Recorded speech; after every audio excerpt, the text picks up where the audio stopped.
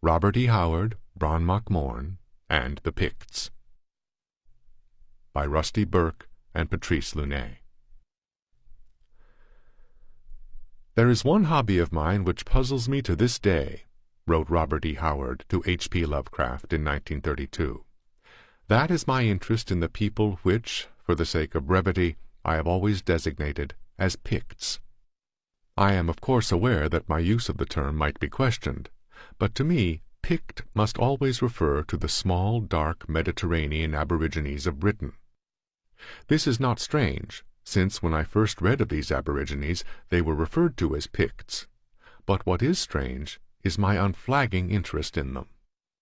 The Picts are the only fictional creations to appear throughout Howard's writing career. Only one other creation, Francis X. Gordon, Elborak, appears at both the beginning and the end of Howard's career, but he was notably absent from the early 1920s until 1934. Picts, on the other hand, appear in no fewer than 30 stories, poems, and fragments, from The West Tower, probably written circa 1922 to 1923, a Steve Allison fragment, to The Black Stranger, one of the last Conan stories, probably written in 1935, and rarely a year passes that they do not appear in some story. It seems likely that, had he lived longer, the Picts would have surfaced again in his work.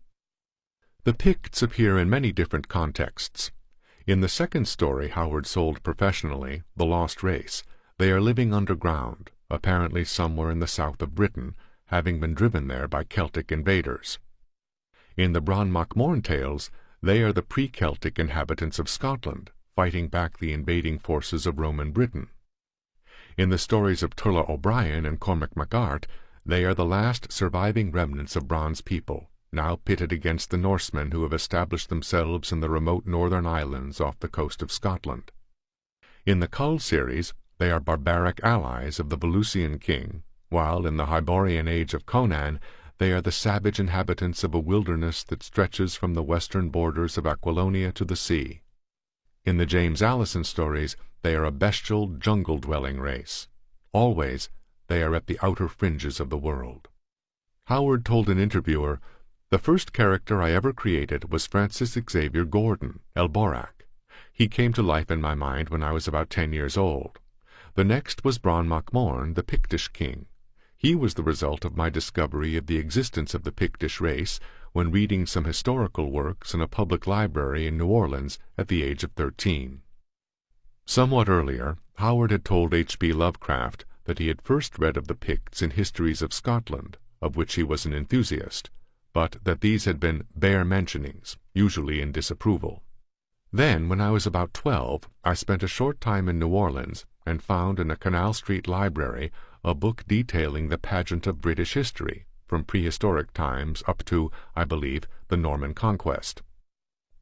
It was written for schoolboys and told in an interesting and romantic style, probably with many historical inaccuracies. But there I first learned of the small, dark people which first settled Britain, and there they were referred to as Picts.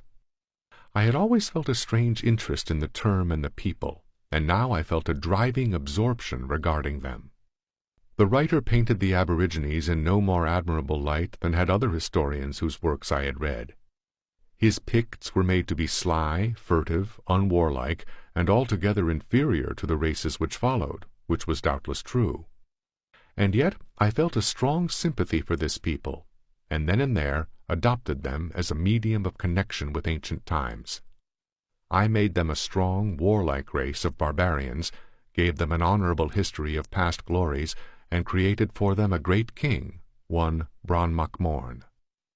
While, in the absence of a definite statement from Howard, we cannot know with real certainty which book it was in which he found the Picts, methodical research has finally yielded a very strong candidate, The Romance of Early British Life, From the Earliest Times to the Coming of the Danes, by G. F. Scott Elliott, London, Seeley and Company Limited, 1909. The book fits so many of the particulars in Howard's description, and in it we find so many descriptions and incidents which find resonance in Howard's work, that one almost feels it has to be the book in question, especially in the absence of any other candidates. In discussing the spread of Neolithic culture from the region of the Caucasus and Mesopotamia, across northern Africa and into Spain, for instance, Scott Elliot writes, "This was the first race of man to be thoroughly domesticated. Like the sheep, goats, and oxen which they brought with them, they had been themselves tamed, trained, and taught to labor. Their descendants still exist all along the Mediterranean, and not only there, but in our own islands. This people, or rather this race of mankind, has been called by many different names. The most sonorous is not doubt Homo Mediterraneus, but they have also been called Basques, Iberians, Silurians, the Firbolg, the dolmen builders, the Picts, and eaters of garlic. We shall call them Picts, because this is the shortest name, and by using it we shall save time, labor, ink, and paper in writing about them. These Mediterraneans are the people whom Scott Elliot says migrated to Britain in Neolithic times and slowly wrested the islands from the previous inhabitants, a race of red-haired cave-dwellers. Interestingly, he fabricates a little story about a party of Picts from Brittany preparing to paddle across the English Channel in dug-out canoes loaded with their possessions and livestock. A strong force of the oldest men in the settlement, well armed and watchful, were seeing off the party of emigrants. These were all young men, mostly of a disagreeably bold and enterprising disposition, and of young women who were inclined to be insubordinate and disrespectful to the heads of the tribe. So they were selected as being the best to depart, not merely for their own good, but for the future peace of the old settlement. Compare this with the story told to Cororic by the ancient Pict in The Lost Race. Our people came from the south, over the islands, over the inland sea, over the snow-topped mountains, where some remained, to stay any enemies who might follow. Down into the fertile plains we came, over all the land we spread. We became wealthy and prosperous. Then 2 kings arose in the land, and he who conquered drove out the conquered. So many of us made boats and set sail for the far-off cliffs that gleamed white in the sunlight. We found a race of red-haired barbarians who dwelt in caves." One of the most powerfully suggestive correspondences between the romance of early British life and Howard's Pictish stories is in the chapter Scott Elliot titles My General Agricola. In it, he tells the story of a Tungrian serving in the Roman legion in Britain, and relates their troubles in Caledonia. We, the second cohort of Tungrians, would go in front and choose the road for the legion. Then a few of us would go first and watch carefully for an ambush. Often there would be a sudden storm of stone-headed arrows upon us. A Caledonian might be lurking behind every tree or any boulder, and they are clever at concealing themselves. A soldier of ours was cooking his dinner beside a small pool, and had been there 2 hours watching the banks of it. Then he turned his back, and a savage came out of the water below where he stood and pierced him with his spear before he could turn around. They can stay for hours together with only the lips and nose above water, and no one can see them if the water is dark or full of reeds. Compare this with the story told by the Norse narrator of Men of the Shadows, particularly the incident in which Romans are killed on the shore of a lake.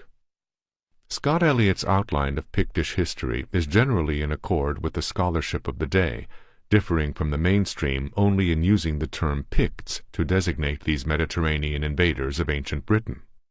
Most authorities seem to have preferred the term Iberians, but for the most part they agreed that this short, dark people had spread across most of Western Europe from North Africa, though it was not known if they had originated there, eventually migrating into the British Isles, and were the bringers of Neolithic culture.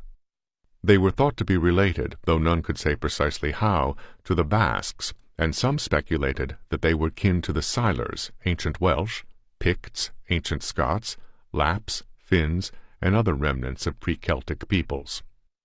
Because they were thought to have originated in northern Africa and were physiologically similar, they were thought by some to have been related to the Berbers. Of Howard's first attempts to write about the Picts we know little. In his January 1932 letter to Lovecraft, he mentioned a long narrative rhyme which I never completed, and in which I first put Bran on paper. saying he had told it through a Roman centurion on the wall. A listing of Howard's poems made by his agent, Otis Adelbert Kline, after his death, included one titled Bran Morn, with the notation that it was 10 pages long. Unfortunately, this poem has not surfaced and may be forever lost.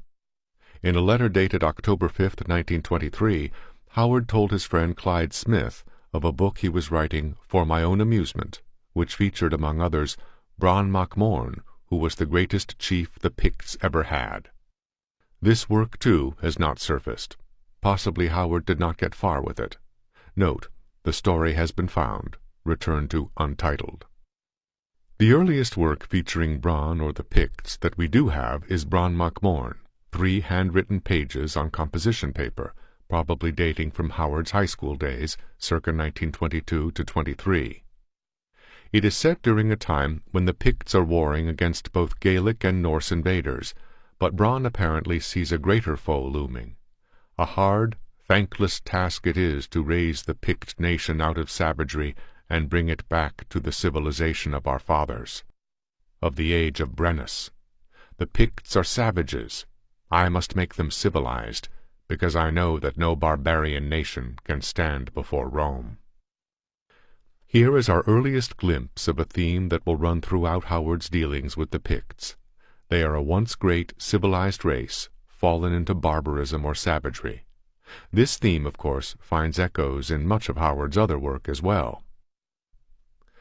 Another work that apparently dates from 1922 to 23, also handwritten, consists of 4 pages outlining the history of the Picts and Celts in Britain, essentially following the story as found in The Romance of Early British Life. Of some interest is his account of the immediate aftermath of the Celtic invasion. After relating that most of the Picts had fled to the mountains in the north, what are now the Scottish Highlands, he notes that one group, who came to be called Silurians, had fled instead into Wales. The former group, he said, had eventually begun intermarrying with the red-haired savages who had preceded them. The latter were a different story. For some reason or other, the Picts as Silurian that fled to Wales did not unite with the cavemen's descendants, and the early types of Picts remained unchanged, except as, later, they were altered by intermarriage with the Celts, fleeing before other invaders. And to this day, in mountains of western Wales, are still to be found traces of the ancient Pictish type. It is these Picts as Silurian who figure in Howard's first, so far as we know, completed story of these people. In the fall of 1924, Howard got his first literary break when he sold Spear and Fang, a story about cavemen, to Weird Tales. The 18-year-old had been submitting stories to professional magazines for about 3 years, and this was his first sale. He hastened to follow up. According to his fictionalized autobiographical novel, Post Oaks and Sandroughs, there lingered in the back of his mind a desire to glorify the Neolithic man, a hangover from some imagined romance of his early childhood. So he followed up Spear and Fang with a wild tale of early Britain, the lost race. The story was returned to him by Weird Tales editor Farnsworth Wright.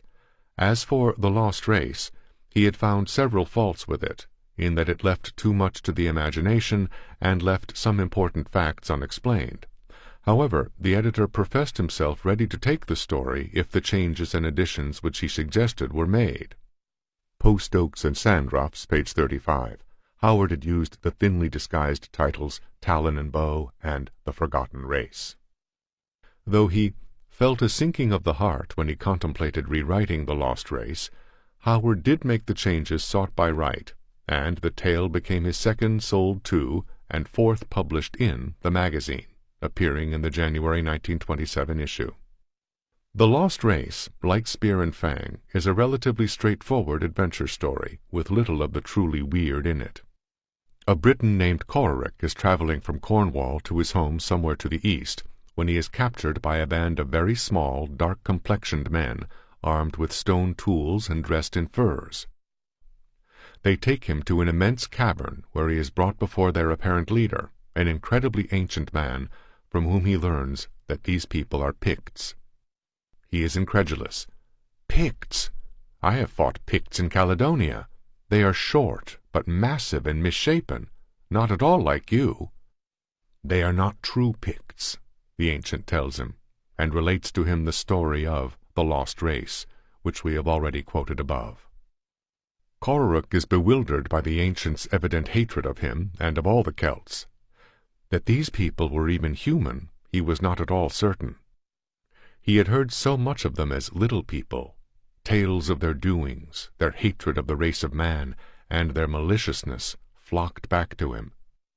Little he knew that he was gazing on one of the mysteries of the ages, that the tales which the ancient Gaels told of the Picts, already warped, would become even more warped from age, to result in tales of elves, dwarfs, trolls, and fairies, just as the Neanderthal monsters resulted in tales of goblins and ogres.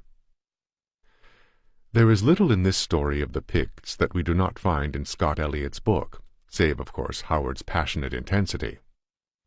As for the stories Cororook had heard, already becoming warped, we find in Scott Eliot a great many stories of giants are probably dim and jumbled-up traditions of the tall, red-haired cavemen seen by the first Picts who invaded Britain.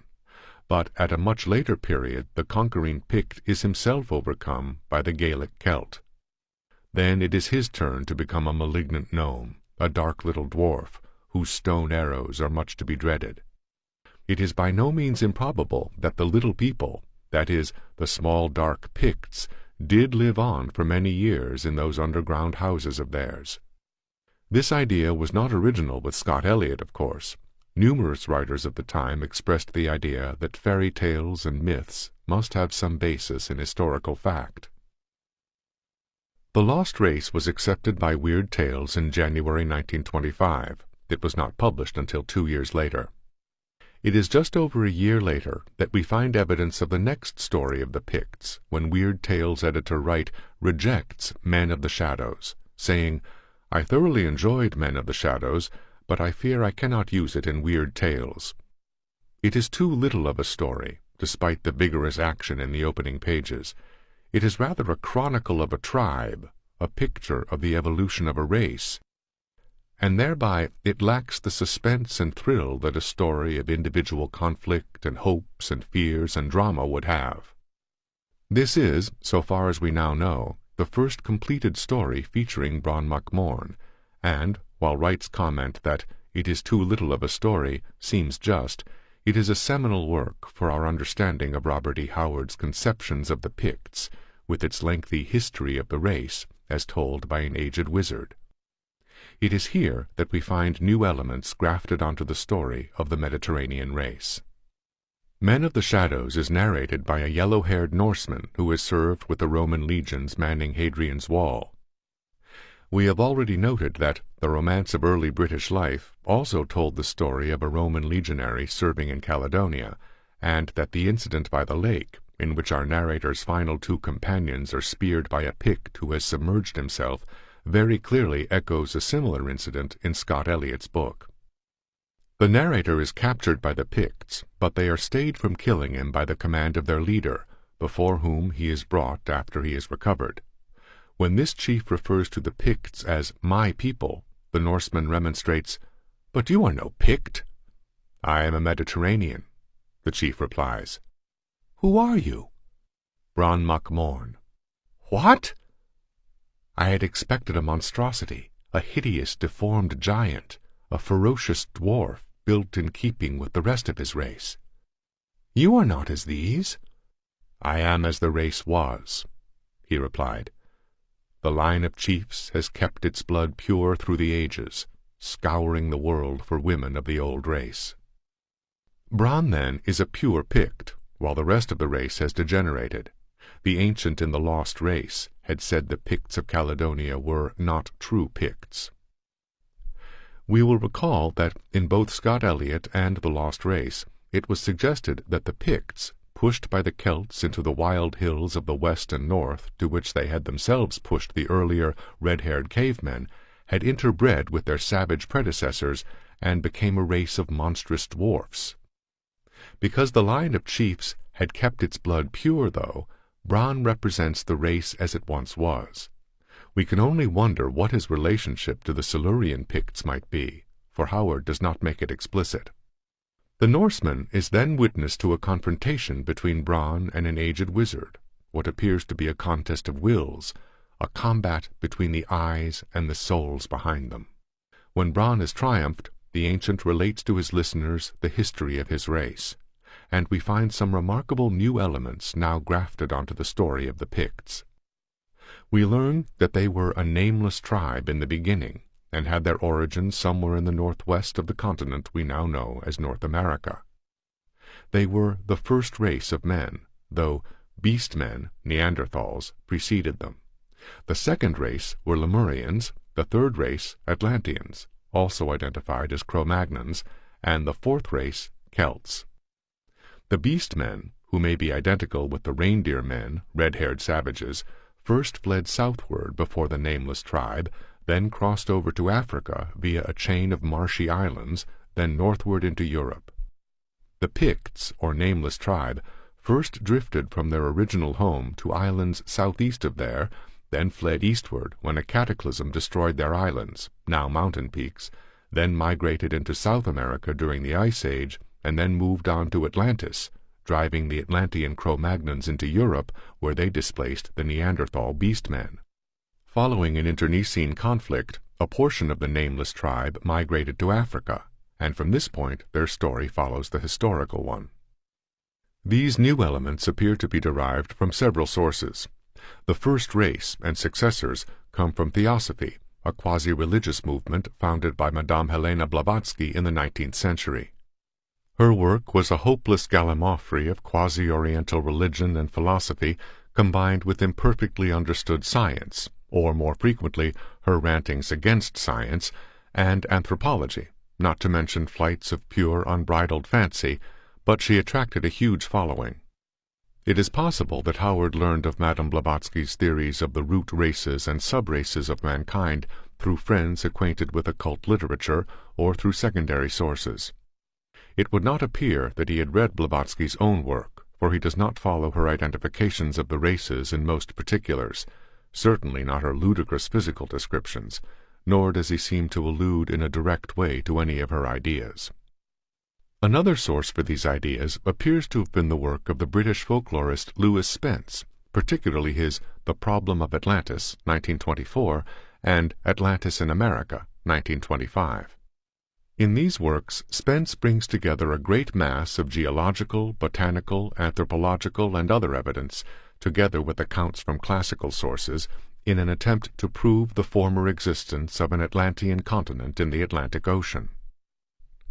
Spence, having written a number of scholarly treatises on the folklore of many cultures, was able to make it all sound convincing enough, at least to readers with no particular scientific knowledge, or those who wanted to be convinced, as apparently he did himself.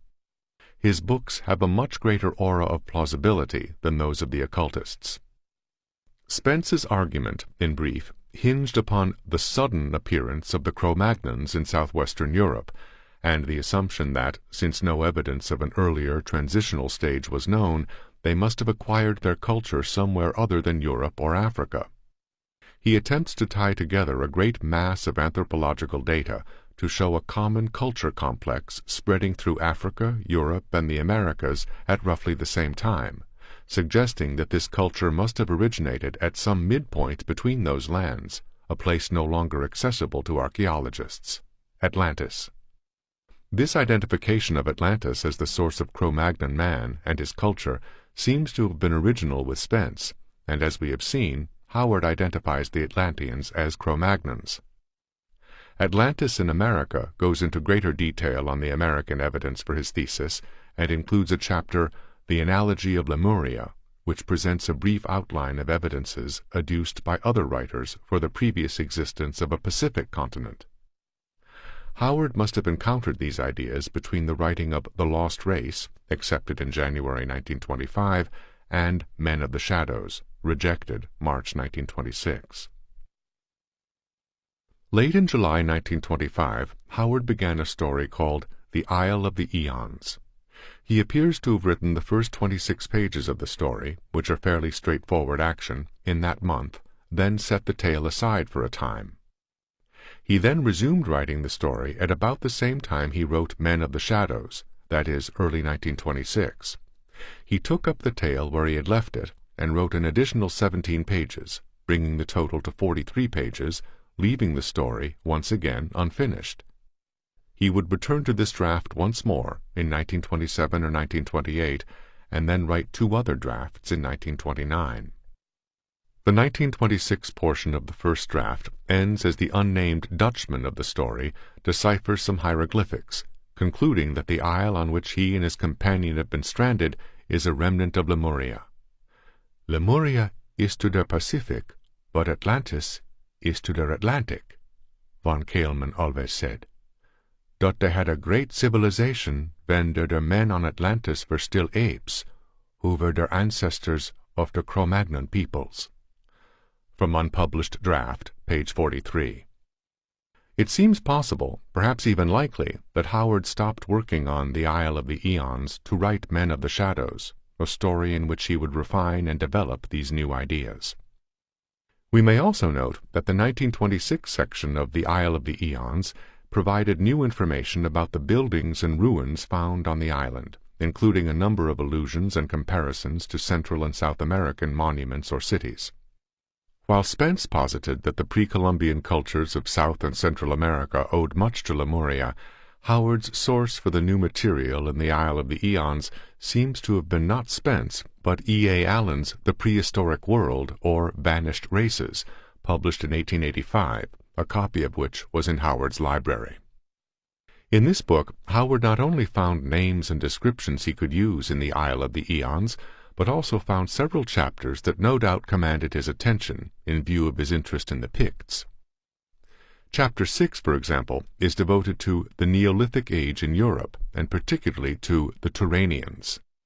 The word Pict does not appear in the book, but we can read that history, tradition, linguistics, and ethnology conspire to fortify the conclusions that, in prehistoric times, all Europe was overspread by the Mongoloid Turanian race, of which remnants have survived to our own times in the persons of the Basques, Finns, Eths, Lapps, and some smaller tribes.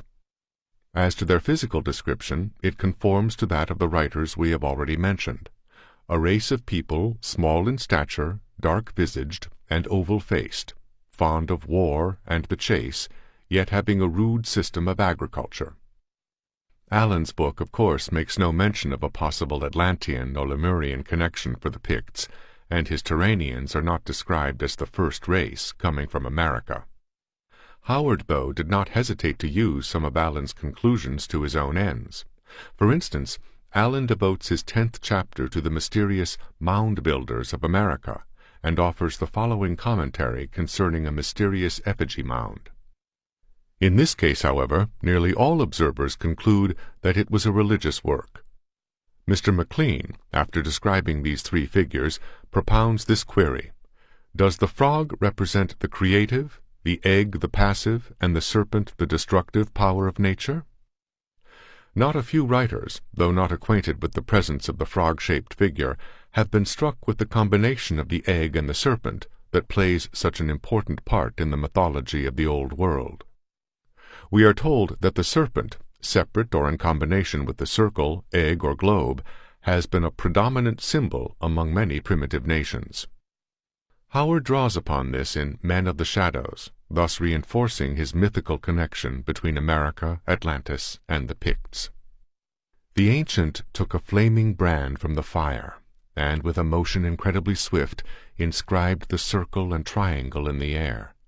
And strangely, the mystic symbol seemed to hover in the air for a moment, a ring of fire. "The circle without beginning," droned the wizard, "the circle unending, the snake with its tail in its mouth that encompasses the universe, and the mystic 3, beginning, passivity, ending, creation, preservation, destruction, destruction, preservation, creation, the frog, the egg, and the serpent, the egg, and the frog." In depicting the contest of wills between Bran and the wizard, Howard seems to suggest more than a personal struggle for power between 2 men. Rather, the two are the focal points through which unseen powers seek to loose themselves upon the world. The wizard was the Stone Age typified. The chief, the coming civilization. The destiny of the Pictish race, perhaps, hinged on that struggle. The wizard warns Bran that if he wins, the serpent coils again. The serpent, as usual with Howard, is associated with the enemy, with destruction. Bran, on the contrary, is associated with the coming civilization. It is interesting to note that in Men of the Shadows and in the earlier playlet Bran mac Morn, Bran is referred as a chief.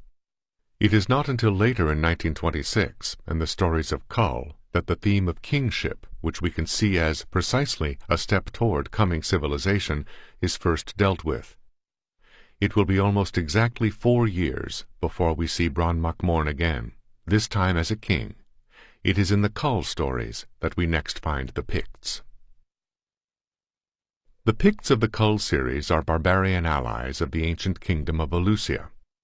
In the first published Cull story, The Shadow Kingdom, which Howard worked at sporadically between the summer of 1926 and September 1927, we learn that Cull, as an Atlantean, is a hereditary enemy of all Picts, though as king of Volusia he is their most important ally. He and a Pictish warrior, Brule, though their first meeting was marked by mutual tribal enmity seething beneath their cloak of formality, come to be fast friends in this series, and on more than one occasion it is Brule who saves Cull's life. The Cull stories are set in the far recesses of an imaginative past, long before the great cataclysms that supposedly destroyed Atlantis and Lemuria, so the historical Picts of the early tales were now adopted by Howard as a means of connection, not just with ancient times, but with the world of fantastic adventures through which Cull, and later Conan, would move. Howard completed 10 stories of Cull, including 2 in which he is merely an offstage character, a poem, and began 3 stories which he left unfinished, most written between 1927 and early 1929. Of these, only 3 stories, the first, Exile of Atlantis, and the 2 in which Cull is offstage, and the poem, do not include Brule the Spear-Slayer and the Picts. Sometime in 1928, Howard wrote a story entitled The Little People, in which the Picts are featured, with inspiration from yet another writer added to the mix. In this story, set in the modern day, a brother and sister, Americans named Costigan, are in England during a European tour. When his young sister expresses disgust for the foolishness of Arthur Machen's The Shining Pyramid, which he considers a masterpiece of outre literature, Costigan lectures her, telling the story of the Picts essentially as outlined in the Romance of Early British Life. But the reference to Machen's The Shining Pyramid suggests that Howard has now taken the Welsh writer's conception of the Little People and added it to his conception of the Picts. In The Shining Pyramid, 2 Englishmen investigate the puzzling disappearance of a young woman from a local village, and ultimately are horrified witnesses when she is burned to death in a sacrificial ceremony by a host of loathsome underground dwellers, things made in the form of men, but stunted like children hideously deformed, the faces with the almond eyes burning with evil and unspeakable lusts. Their flesh is described as a ghastly yellow, and they speak to one another in tones of horrible sibilance. In explaining to his friend Vaughan the chain of deductions that led them to that horrible scene, Dyson explains, "I remembered what people had said about Annie Trevor's disappearance, that she had been taken by the fairies, and the hint came of the old name of fairies, the Little People, and the very probable belief that they represent a tradition of the prehistoric Turanian inhabitants of the country, who were cave-dwellers. And then I realized with a shock that I was looking for a being under 4 feet in height, accustomed to live in darkness, possessing stone instruments, and familiar with the Mongolian cast of features." Howard's linkage of the Picts with the Little People suggests that the once proud Pictish race eventually devolved into misshapen underground monsters. This conception would undergo another change very soon. In the spring of 1930, Howard returned for the first time in 4 years to Bran mac Morn, selling 2 stories to Weird Tales editor Farnsworth Wright, Kings of the Night, and the Dark Man. In the former, Bran has brought together forces of Gaels and Norsemen to join his Picts in what he hopes will be a decisive battle against the Romans. But the Norse leader has died, and his men refuse to follow either Bran or Cormac the Gael, insisting upon a king, neither Pict, Gael, nor Briton, to lead them. Through the sorcery of the aged wizard Gonar, King Cull of Valusia appears upon the scene and takes on the leadership of the Norsemen. In The Dark Man, Howard's Irish outlaw Turla O'Brien learns that Bran mac Morn has become a god to the remnants of the Pictish nation he forged. A brief synopsis of a Bran mac Morn story has also been found among Howard's papers, which seems to date from this time. It may, in fact, have been written before either of the completed stories, and represent a clear transition in Howard's thinking about Bran, for in this synopsis, which deals largely with the intriguing of Roman commanders to seize power for themselves in the period following the assassination of Carausius, Howard states, "The time is between 296 A.D. and 300 A.D. Bran is first identified as chief of the Cruithne Picts, but then as the Pictish king."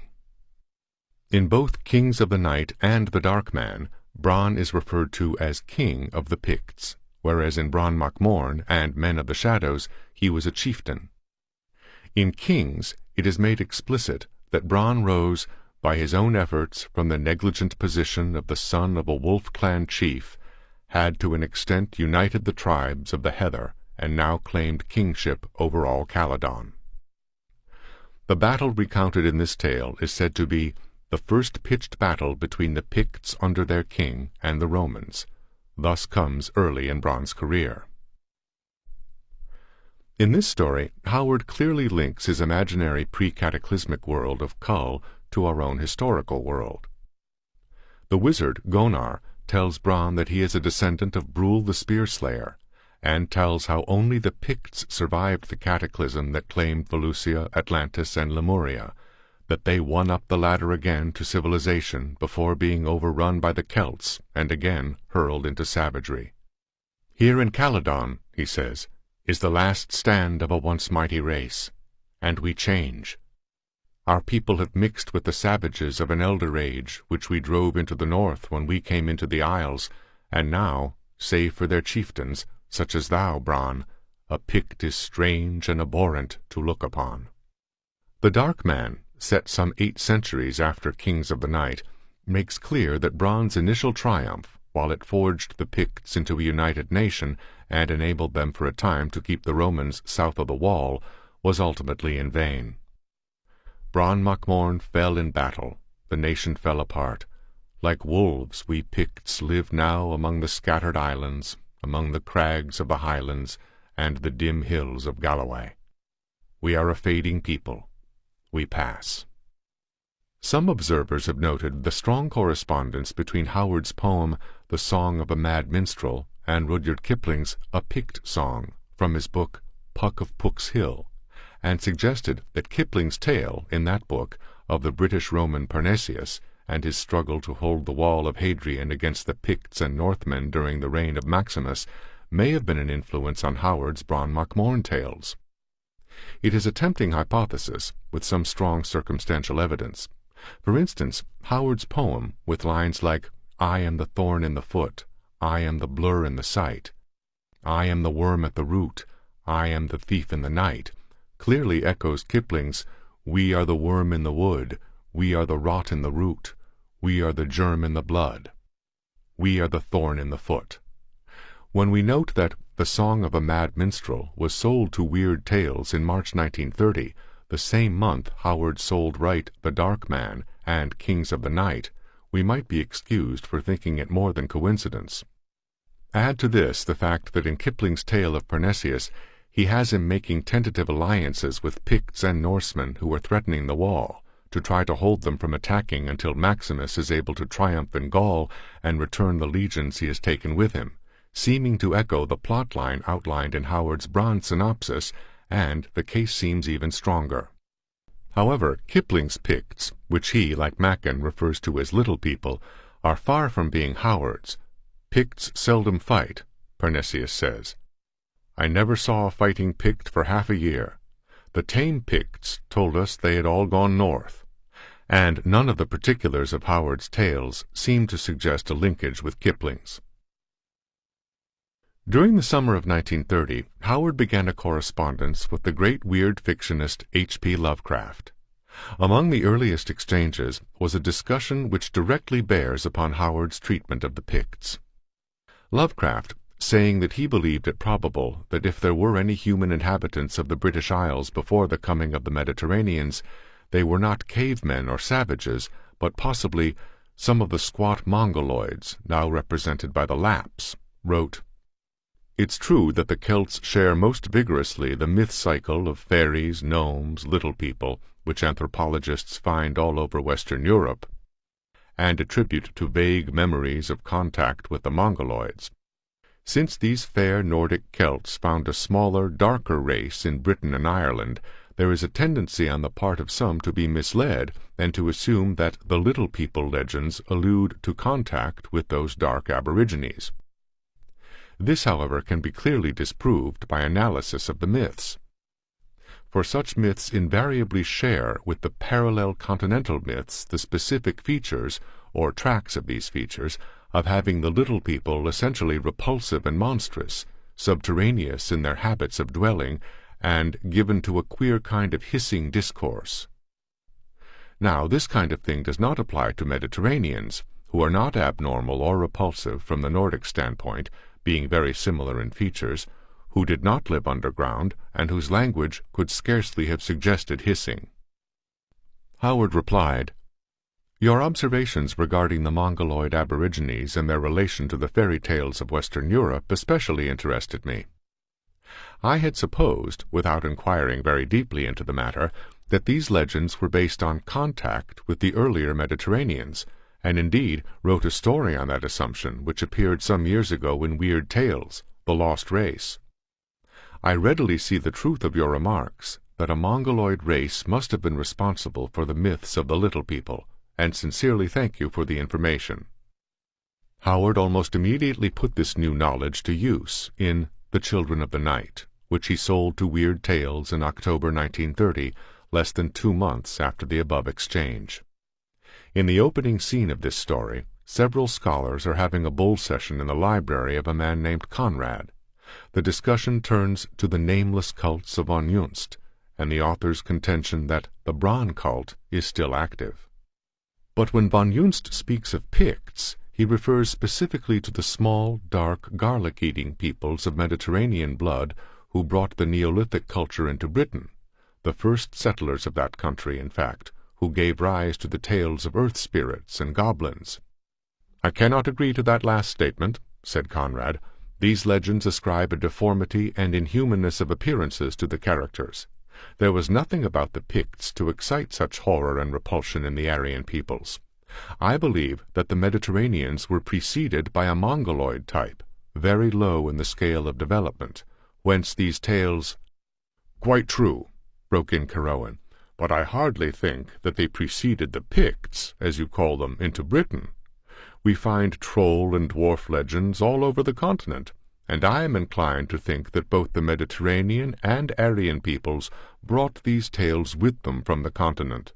They must have been of extremely inhuman aspect, these Mongoloids." From this point on, Howard's degenerated race of underground dwellers are no longer identified with the Picts, as they had been in the Little People.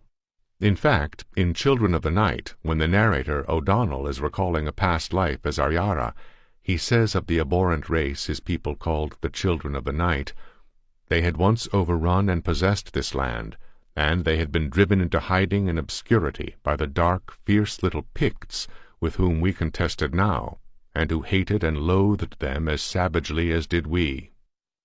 In People of the Dark, written in 1931, Howard makes clear that the Little People and Children of the Night are the same. In this story, too, we learn of an object they worship. In the center of the chamber stood a grim black altar. Towering behind it on a pedestal of human skulls lay a cryptic black object, carven with mysterious hieroglyphics. The Black Stone, the ancient, ancient stone before which, the Britons said, the Children of the Night bowed in gruesome worship, and whose origin was lost in the black mists of a hideously distant past. Once, legend said, it had stood in that grim circle of monoliths called Stonehenge, before its votaries had been driven like chaff before the bows of the Picts.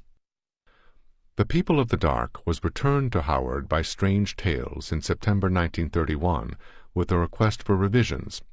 It was probably between that date and February 1932 that he wrote the story in which all these elements at last came together, a story that is generally regarded by most Howard fans as one of his very best, Worms of the Earth. H.P. Lovecraft, memorializing his friend, said, "It is hard to describe precisely what made Mr. Howard's stories stand out so sharply, but the real secret is that he himself is in every one of them. The best of Howard's tales are centered squarely on the viewpoint character. This is why Worms of the Earth is by far the best of the Bran Morn stories. It is the only one in which Bran is not seen through the eyes of another character." Howard himself recognized this, writing to Lovecraft shortly after this story was accepted. "My interest in the Picts was always mixed with a bit of fantasy. That is, I never felt the realistic placement with them that I did with the Irish and Highland Scotch.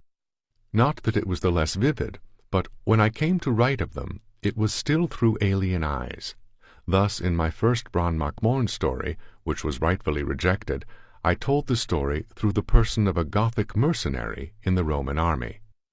In a long narrative rhyme which I never completed, and in which I first put Bran on paper, I told it through a Roman centurion on the wall. In The Lost Race, the central figure was a Briton, and in Kings of the Night, it was a Gaelic prince. Only in my last Bran story, The Worms of the Earth, which Mr. Wright accepted, did I look through Pictish eyes and speak with a Pictish tongue. This would also prove to be the last Bran Morn story Howard would write. In the same letter, dated March 10, 1932, in which Weird Tales editor Wright told Howard, "I want to schedule Worms of the Earth soon, for that is an unusually fine story, I think," he had returned 2 other stories, asking for revisions to one. These were The Frost Giant's Daughter and The Phoenix on the Sword, the first tales of a Cimmerian adventurer named Conan, who would dominate Howard's fiction for the next 3 years. The Picts were, of course, present in Conan's prehistoric Hyborian age. They were the hereditary enemies of the Cimmerians, who were themselves descendants of the pre-cataclysmic Atlanteans of Kull. The Pictish wilderness stretched from the western borders of Aquilonia to the sea, and it is on that border that one of Howard's finest Conan tales, Beyond the Black River, is set. Pictish carriers also play supporting roles in 2 of the James Allison stories, Marchers of Valhalla and The Valley of the Worm. But Bran, having made his foul bargain with the Worms of the Earth, is never heard from again. It is tempting to see in Bran Morn an autobiographical representation of Robert E. Howard. More so than any other of his characters, Bran feels the heavy weight of personal responsibility for his people, much as one suspects Howard must have felt toward his aging parents, especially his sickly mother. Bran knows that he is the last of his line, as perhaps Howard, an only child, may have felt he was the last of his.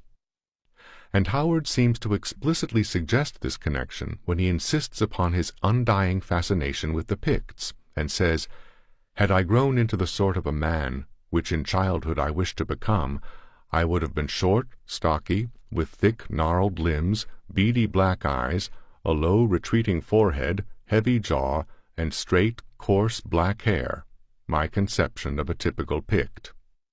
Of course, Howard is at some pains to show us that Bran Morn differs from the typical Pict, though sharing the characteristics of being small and dark-complected, with dark hair and eyes. This was not, as Howard says, his own type. I was blond and rather above medium size than below, making it all the more noteworthy that so many of his earliest characters share these features. Howard explicitly states, for instance, that Bran physically bore a striking resemblance to Elborak, the first character he created some 2 years before Bran. His alter ego in the fictionalized autobiographical novel Post Oaks and Sandruffs is described as a black Celt, spare and gaunt, a dark youth. And he related to H.P. Lovecraft a dream he had had as a child, in which the characters matched this description. "I dreamed that I slept and awoke, and when I awoke, a boy and a girl about my age were playing near me. They were small and trimly shaped, with very dark skin and dark eyes. Their garments were scanty, and strange to me, now that I remember them, but at the time they were not strange, for I too was clad like them, and I too was small, and delicately fashioned, and dark. Now, as I woke in my dream, this scene was fully familiar to me, and I knew that the boy and the girl were my brother and sister. It was not as if I had merely awakened from a sleep, returning to my natural workaday world.